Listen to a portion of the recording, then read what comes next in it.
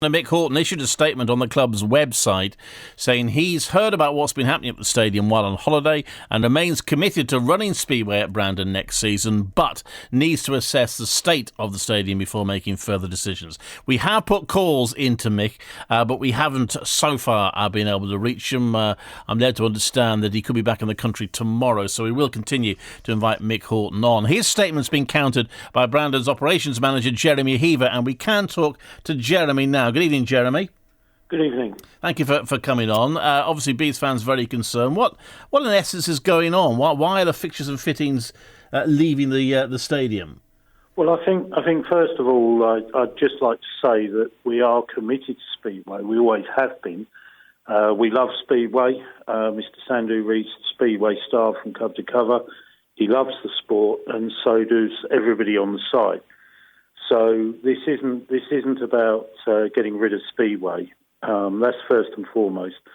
The second thing is that when Sandhu bought the stadium some 14, 15 years ago, it was going to be a housing estate when he bought it.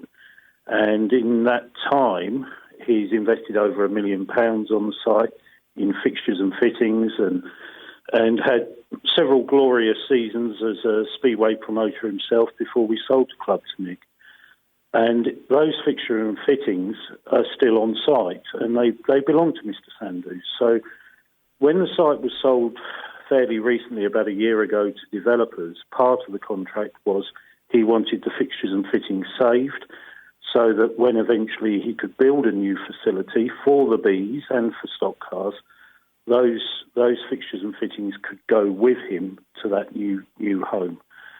Now, obviously, what's developed since then is Mick has signed a 3-year lease, a 1+2 lease with the developer, and we supported him in that. We helped him in that. We got a rent reduction for him of $50,000 a year by helping him with those negotiations, and we welcomed it, frankly, because we thought, well, this is great, new ideas, and he's got a few good ideas, and we supported him.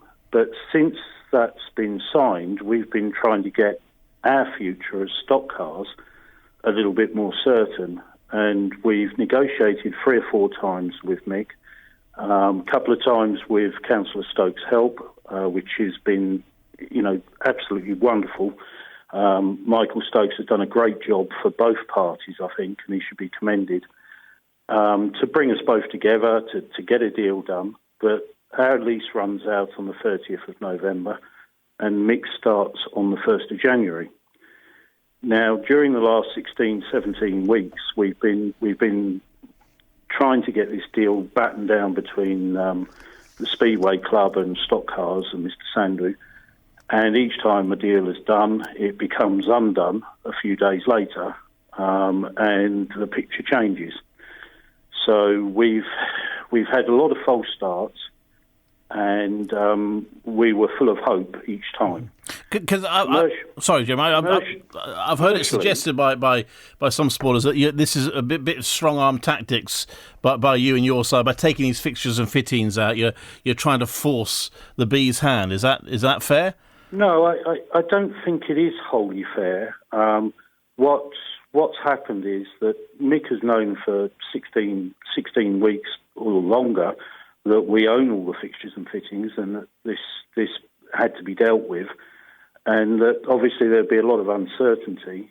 It costs about $250,000 to $300,000 a year just to open the doors at Coventry Stadium and run the site. So it's a very expensive building to run. And our concern from day one is, how's this bill going to be met? We offered, and it was accepted, that we would underwrite the entire bill. So Mr. Sandhu was prepared to write a cheque for all of those costs in order for Speedway to continue running. He helped Mick get the sponsorship that was recently announced, and various other measures. So there's been a lot of things that are unreported and wrongly reported. We've been helping Mick, and Mick's been listening to us, and we've been listening to him, and Michael Stokes has been helping to try and bring sides together. This is a rugby council you talk about, Council of States, yes. The big problem is that each time we think we've got there, something changes and the deal won't be signed. And this came to a head just as Mick was going to America. You've got to appreciate that we've got about £150,000, £200,000 worth of assets on site that we've paid for, that we own, and we still didn't have a signed deal. You know, we've talked a lot, we've got there, and then it's gone backwards. And so Mick was made fully aware that we would take our assets with us if we had to leave on the 30th of November. And so this has been going on whilst he's been abroad. So what's going to happen next? It was going on for 16 weeks before it. What's going to happen now, Jeremy? Are we going to see Speedway at Brandon, or is this the end? Well, I don't think it is the end, and there is a moves afoot as we speak. You know, the parties are still continuing to talk. I mean, we were reluctant to go out into the press. I know that the fans are desperate to know what's going on. They want the blow-by-blow account of who said what and when, and that's understandable. That's what fans love. You know, they want to know everything about the club, whether it be Speedway or stock cars. But, you know, unfortunately, you can't... It's a bit like Brexit. You can't negotiate out there in the open. But we have got a last-ditch attempt to get this deal ratified tonight. And hopefully, if it's ratified tonight, then Mr. Sandhu's undertaken that everything will return. He will make good the stadium. It will cost quite a bit of money to make good and quite a lot of work. And who will pay that? He's certainly indicated to me that he's happy to fund that, as he was happy to fund the cost of running the stadium for the next 3 years. Jeremy, I've got to leave it there. Thank you very much indeed for talking to us and explaining the situation there. As I say, we have put in calls to Mick Hawke. We haven't yet been able to get hold of him, but hopefully we will be able to talk to him pretty soon.